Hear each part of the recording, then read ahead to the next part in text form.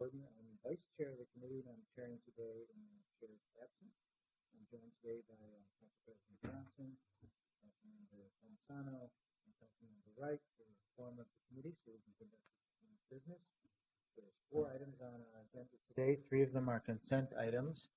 So I will go through those first, and if any committee member wants to pull something off for discussion, we can do that. And then we have one final discussion item, which is on the Minneapolis Police Conduct Oversight Commission's report on body cameras. So the consent agenda, first item is bomb detection security services for Vikings football games, and this is authorizing a revenue agreement for up to $23,715 with the University of Minnesota for the City of Minneapolis Police Department to provide 2 bomb unit technicians and 1 police officer canine handler for bomb detection security services for 10 Vikings football games at the TCF Stadium during the 2015 season. The second item is very similar, but this is a revenue agreement for up to $18,972 with the University of Minnesota for bomb detection security services for the 7 Gopher football games and the 1 homecoming event at the TCF Stadium during the 2015 season. The third item on our consent agenda is accepting a grant of $10,980 from the 4th Judicial Court in Hennepin for continuation of officer and clerical support for DWI Court for 1 year beginning October 1st, 2015. So, seeing no discussion on those 3 items, I will move all 3 consent items for approval. Please say aye if you approve. All those in favor? Aye. Any opposed? Those motions carry. Then next we're going to have our report from the Police Conduct Oversight Commission. And I'm going to, not sure who's going to lead the report. Commissioner Singleton, it looks like. Welcome. Thank you. Thank you, council members, and thank you, Chair Gordon, for inviting the Police Conduct Oversight Commission here today to share with you the results and the recommendations from our research into the use of body cameras by the Minneapolis Police Department. Throughout the last several months, we've been researching best practices from around the country, and we've been gathering input from community members and from public interest organizations on the use of cameras with our police force. We've synthesized all of that information into a series of recommendations that we've passed along to Chief Harteau's office. And I'm going to get into those recommendations, but before I do that, I'm going to turn it over to Kayla McCannon, who was a Minnesota Justice Foundation law clerk with the Office of Police Conduct Review and is now continuing on as a law clerk with that office. And she's been really instrumental in the success of this project. And she'll be talking about the methodology and the key findings from our study, and then I'll come back up to share the recommendations. Thank you very much. Welcome. Good afternoon, council members. Thank you very much for having us here to talk about our report today. As Commissioner Singleton said, I'm a law clerk for the office and worked specifically on this project throughout this past summer.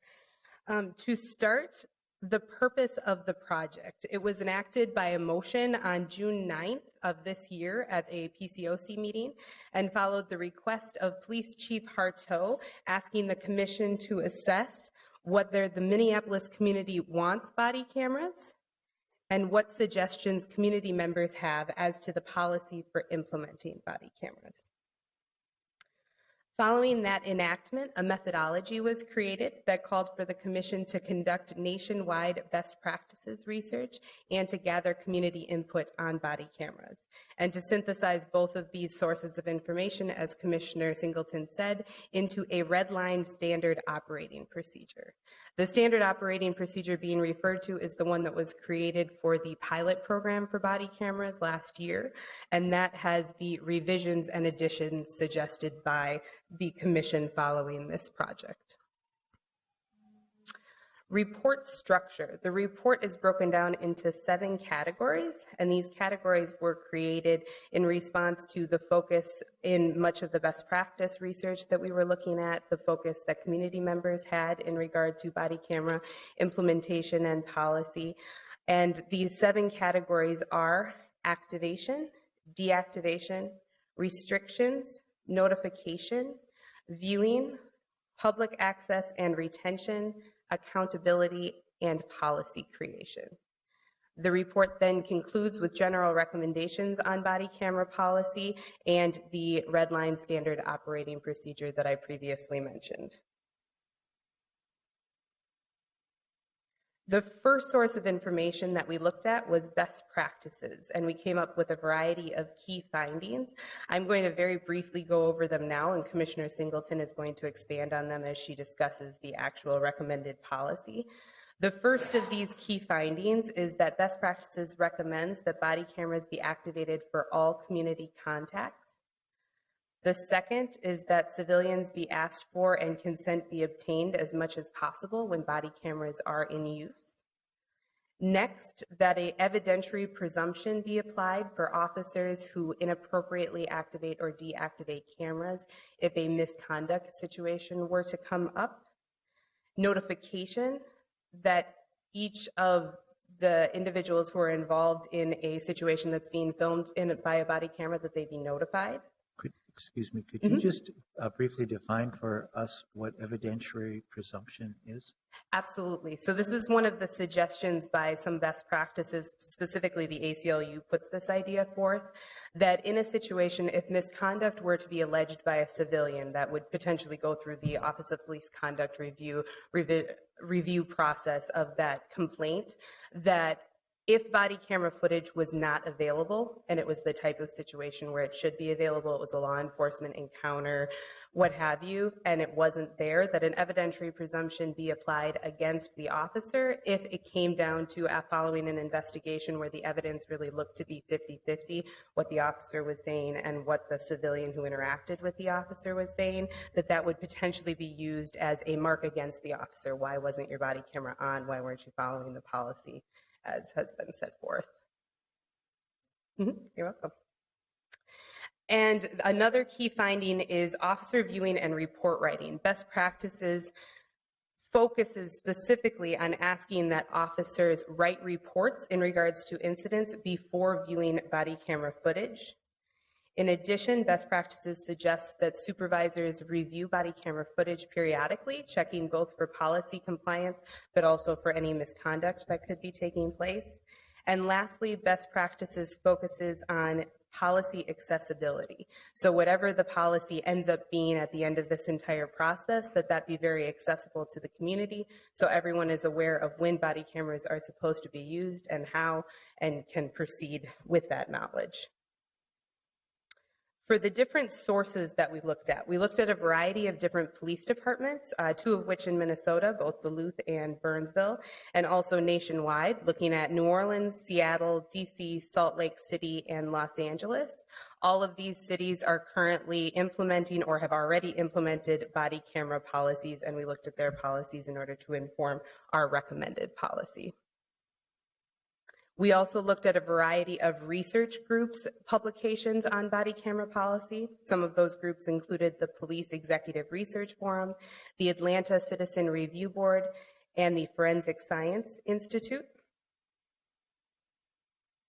And lastly, we looked at a variety of advocacy organizations' publications on the topic, particularly their model policies and recommendations. Some of those organizations include the ACLU, the Fraternal Order of Police, Color of Change, and Center for Popular Democracy. The next source of information that was used is community input, and that was gathered in a variety of different ways, the most prominent of which was through 3 community listening sessions that were sponsored by the Commission. They were held throughout this last summer in 3 different areas of Minneapolis, and members of the public were invited to attend and offer any suggestions or thoughts that they had on body camera implementation and policy directly to commissioners. In addition to those specific commission-sponsored events, community input was gathered at 5 other outreach events, and community members were encouraged to submit written comments on body camera policy to the commission email address. And lastly, comments were collected on a variety of news articles that surrounded body camera implementation in the city of Minneapolis. In total, more than 200 substantive community comments were collected. In addition to gathering general comments on body camera policy, the Commission conducted a door poll asking a very simple question: should the Minneapolis Police Department use body cameras? 530 individuals were surveyed, and of that number, 90% were in support of body camera use by the MPD, 9% were opposed, and 1% were undecided. Those door polls were handed out at each of the community listening sessions, but also at the Twin Cities Pride Festival, the 25th anniversary celebration of the American Disabilities Act, and multiple national night out events. And a variety of themes emerged from this collection of community comments. The first of which is that community members are very much interested in cameras being active as often as possible. Additionally, community members are interested in limiting officer discretion as to when to turn on and turn off body cameras. They are also interested in officers being required to obtain consent from civilians who are being filmed by a body camera and to notify civilians at all times that body cameras are currently in use. There was quite a bit of discussion and desire that SWAT teams use body cameras, something that's not currently provided for in the standard operating procedure, and that officers write reports before viewing body camera footage. There was a focus on accountability for officers who fail to follow the policy of body camera use. And lastly, quite a bit of interest in community involvement in the continued policy making on body camera issues. With that, I'm going to turn it over to Commissioner Singleton. Maybe before you go, we have a question from Councilmember Palmisano. Absolutely. Thank you, Mr. Chair. The cameras on as often as possible is in conflict with obtaining consent to film. So can you share with me a little bit more about how these were themes that came up, but were there specific questions framed that allowed people to see that there needs to be a balance there in that, or are these just disparate comments being kind of bubbling up to the top as some of the top themes? These are some of the top themes. We had quite a few comments that wanted body cameras on 24/7. So anytime that someone is on duty, they would have a body camera on. We had kind of that end of the spectrum all the way to privacy concerns of not wanting the camera on at all unless consent was actually obtained. This particular theme came up quite a bit, and our recommended policy is attempting to synthesize the idea that much of the community would like cameras on as much as possible, but there are other members of the community that are very concerned about their privacy rights and not wanting to have their interactions with police filmed at all times. The idea of the consent piece is to bridge those two sides of the issue. And then one last question, if I may, was concern about cost in having cameras on 24/7 or during a whole, I mean, was there that educational point that said if we film officers on all the time, every time they're on duty, the kind of cataloging and the cost involved in that, was that ever broached in some of the educational forums about it?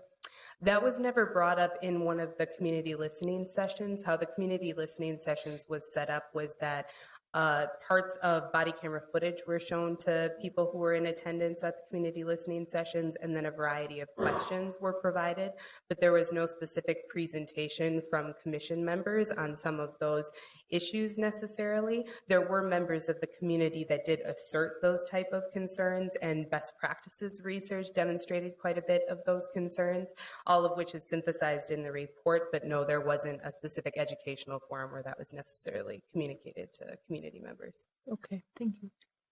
Council President Johnson has a question as well. Thank you, Mr. Chair. Now, tell me this again, that this obtained consent is an attempt to bridge the gap between people wanting to have body cameras on all the time, or Sure. It's bridging the gap between community members who would like to have cameras on at all times, like at every moment that someone is on duty, not even necessarily turning on when they have a contact with a community member. That kind of end of the spectrum to the other end of the spectrum of people who are very concerned of any interaction being filmed that they're interacting with a police officer. Instances could be things like, and Commissioner Singleton will go into this in a little bit more detail on the consent piece and the actual policy. But some issues that could come up would be like a crime witness who's not interested in having their conversations with an officer filmed and therefore available potentially to other people down the line.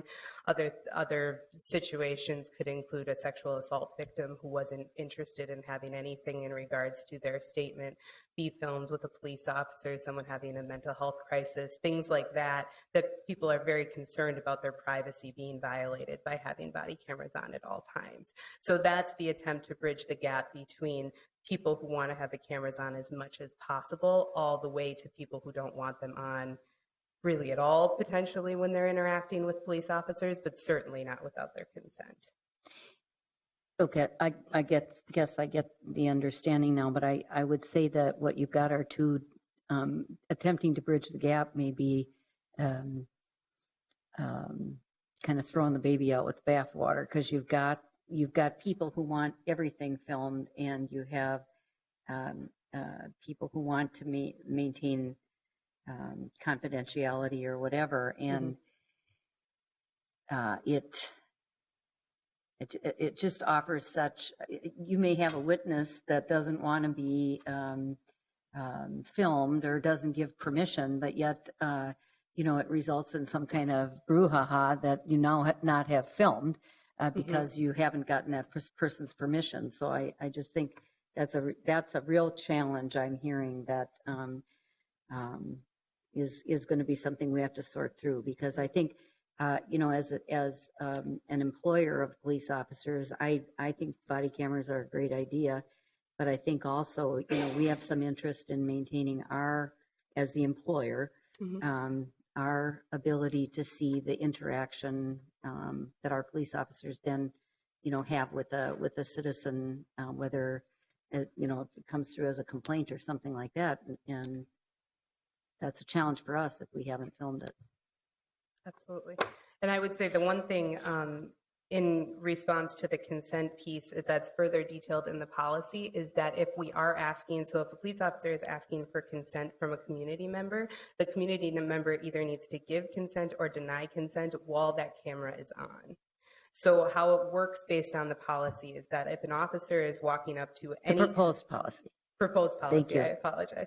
Walking up to any community member, the idea would be that the camera would be on at that point. The community member would be informed as soon as the officer started interacting with them. They would be asked for their consent, and if they consent, camera stays on. If they don't consent, that's filmed, and then the camera is turned off, which I agree doesn't necessarily solve every issue that could potentially come up, but at least to demonstrate that consent was denied or obtained on camera. So we have a little clearer picture potentially of the situation. Okay, thank you. Thank you. And sort of another piece of that, because you were also talking about we're the employees and we're managing this and getting information for us, is even if the camera's on and it's activated, at what point does the information that's recorded, is that able to be seen as a personnel issue or a private matter, and it's not shared? Some people might consent to being recorded if they actually thought it wouldn't necessarily show up on news or something like that. So that whole issue of what's public and private information is really important. And also will play into activation. If it looks like anytime it's on, it's public information, well, then we have to be much more careful. So it's very complicated, and I really appreciate that you've been so thoughtful and did so much work so far. And I got to participate or observed one of the community meetings, and that was very interesting and informative too. And let's move into now the second phase of our presentation. Thank you.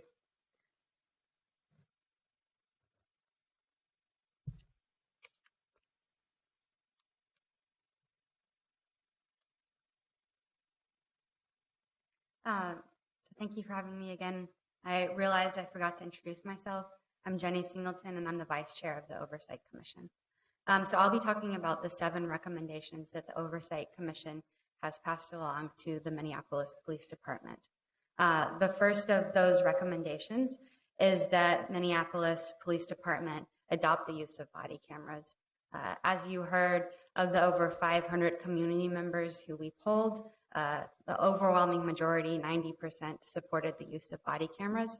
And the Commission agrees that the cameras can be a great tool for transparency and accountability, and also a great source of evidence for our officers and for prosecutors.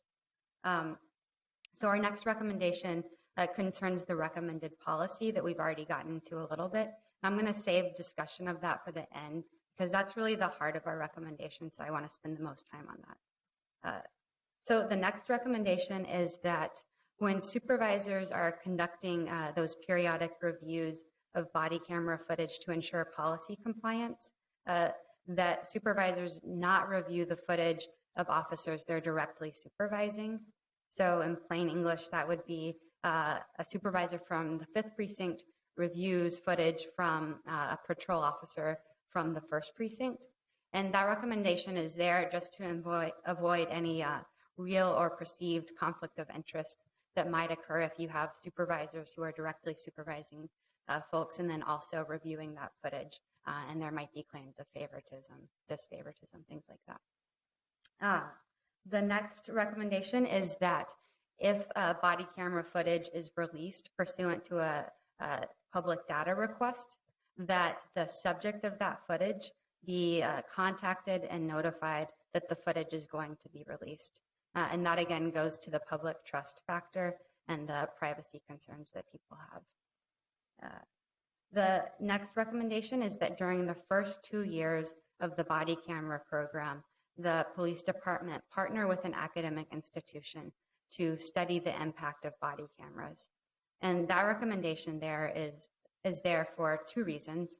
The first reason is that, as you'll see when I get into the recommended policy, we've recommended that after 3 years, MPD revisit the policy and conduct some research to figure out if there are any revisions that need to be made, given that this is a new technology. And so the Commission recommends that there be that academic research component that the police department can rely upon. The other reason for that recommendation that I've already sort of alluded to is that because body cameras are new, the body of literature and research involving body cameras is still evolving. And so Minneapolis has the opportunity to be a part of that research and to really take the lead in that field. Next, and in a similar vein, the Commission recommends that after 2 years, the police department request a follow-up study from the Oversight Commission. And this is so that the Commission can revisit best practices and see if there are any updates to best practices literature, and then also go back to the community and have that community engagement piece continue and hear from the community about how they feel the body camera program is going and if there are any revisions that need to be made. The next recommendation and the final recommendation I'll talk about before getting into the actual recommended policy is that the police department implement the recommendations that were made by the city's internal audit department. The Commission believes that those were very strong recommendations that would do a lot to strengthen the body camera program, and that those recommendations would also help the body camera program to be more sustainable. So with that, I'll get into the recommended policy. And as Ms. McConnon already mentioned, this recommended policy is based on the standard operating procedure used during the pilot phase of the body camera program, and has been redlined to indicate changes the Commission recommends the police department make before a rollout of a full body camera program. I'm just going to hit on a few of the key parts of that policy. If you have questions on other issues, please ask me and I'm happy to address those.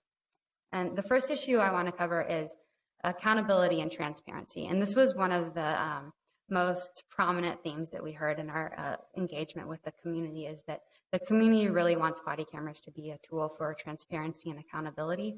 So the Commission recommends that the body camera policy explicitly state that one of the purposes of body cameras is to increase that transparency and accountability.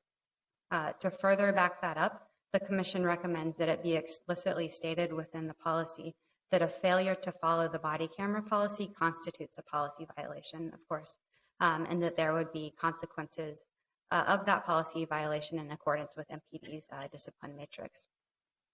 And next, to back up that transparency piece, the Commission recommends that the policy explicitly state that the body camera policy itself be made accessible and available to the public so that they can know what the standards are and what the policy is. So getting into the actual use of the body cameras, the Commission has recommended guidelines for the activation and deactivation of body cameras. And these guidelines provide do a good job of providing officers with a lot of guidance on when the camera should be turned on and when they can be turned off. And they take away some of the discretion that was in the standard operating procedure and that we heard concerns about from community members. This also allows officers to have more of an automatic on-off understanding of when to turn the cameras on and off, rather than having to assess the totality of the factors and make a decision on whether to turn them on or off. So the Commission recommends that cameras be turned on for all consensual community contacts, for all calls for service, and for all law enforcement activities. This covers this covers really any interaction that an officer would have with a civilian, which is a reflection of what we've already discussed, the community concerns that we had that the body cameras be on as much as possible. But as Ms. McConnon already explained, we also had concerns from folks about privacy and having that privacy. So as we've already talked about a bit, to mitigate that for those consensual community contacts, the Commission has recommended that an officer first get the consent of the person who the officer is interacting with. So these consensual contacts would be any situation where the person speaking with the officer is free to go. And so that could include interviews with crime victims, interviews with cooperating witnesses, and just consensual encounters on the street. If I'm walking down the street and the officer says, "Hey, can I talk to you for a minute?" But has no legal justification to detain me there, then that's a consensual encounter. And I could decline my consent to be on the body camera footage. So before we move on, are there any questions? I know that's a topic of concern. I just have a little question about all law enforcement activities. So if you're sitting in your car, seeing if there's a speeder somewhere, the expectation would be the camera would be on before you actually identify a speeder or try to take any action? I think the camera would be on once the interaction began. Okay. So it wouldn't be on just taping as cars whiz by. It just sounds so broad. It almost seems like if you're actually on duty, have it on, because that's a law enforcement activity. Maybe even you're walking your beat, or you're writing your report sitting in front of your computer, or you're waiting in the court building before you get called in. Well, you're sort of doing law enforcement activities, but it's really this downtime kind of thing. So maybe that's an area that I have to look at those examples to help officers understand what we would mean by that. Because it sounds like some of those, writing your report or reading a file or something, might not actually be something time needs to be on. Yeah, and the Oversight Commission is happy to work with the police department to flesh out some of those details and make any clarifications that are necessary. But the motivation behind that provision is that it's interactions with community members that are being caught on tape, and not anytime an officer is on duty. So moving on to deactivation, the Commission recommends that the cameras not be deactivated until the conclusion of an incident, and that's defined as when an officer has terminated contact with an individual, when a scene has been cleared, or when the transport of someone has been completed. There are other more specific situations that are covered that are largely the same as the standard operating procedure that I'm not going to get into. But those are things like if there's a confidential informant that you wouldn't want to have on tape, then there would be the ability to turn the camera off. And I think also to your point, Chair Gordon, one of those situations is in traffic control situations. So there are specific scenarios where it's unlikely that you're going to need the footage for anything. So we've tried to account for those types of situations. Moving on to the evidentiary presumption that we've already discussed a bit. If an officer either fails to activate a camera in accordance with the policy or deactivates the camera prematurely, then the commission recommends there is an evidentiary presumption against that officer if there's a complaint filed. So to provide an example, if an officer is arresting someone, halfway through the arrest, the camera is deactivated, and then 2 weeks later, that civilian comes into the Office of Police Conduct Review and files a complaint saying that the officer punched him during the arrest and that was an excessive use of force. If what you have is the civilian statement against the officer's statement, there's a presumption against the officer if there's that tie. However, the officer, that's a rebuttable presumption. So the officer can present evidence that, for example, there was some type of a malfunction with the camera and that was why it was deactivated. And then that presumption goes away. And once again, you're on equal footing between the civilian and the officer. I also want to touch briefly on reporting and retention of body camera data. The commission has recommended that officers write their reports prior to viewing body camera footage. And this is a recommendation that we saw repeatedly in the best practices literature that we reviewed. And really the reason behind this recommendation is that by having the officer draft a report prior to viewing the body camera footage, you're providing a fuller picture of what happened at the scene. And you're also enhancing the evidentiary value of especially the officer's report.